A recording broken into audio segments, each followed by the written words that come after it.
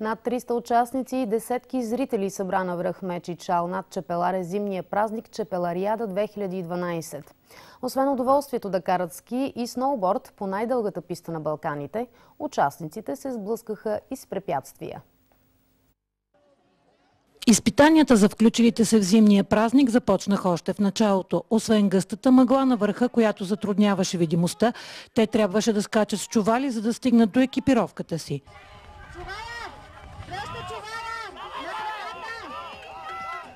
По 5-километровото трасе следваха и цепене на дърва, стрелба с фунийки, забиване на пирони.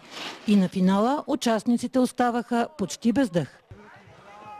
Забавно ли е това състезание? Супер е, да. Доста по-различно от останалите. Доказателството за това, че е супер забавно и че всеки може да се пробва, е, че аз за първи път се качвам на сноуборд и успях да финиширам, като оставих дори 2 души зад мене. Което означава, че наистина е за всички начинаещи и напреднали, могат да, ако не друг, се забавляват много. До година пак са на това състезание. И макар че накрая имаше победители и победени, празникът беше за всички.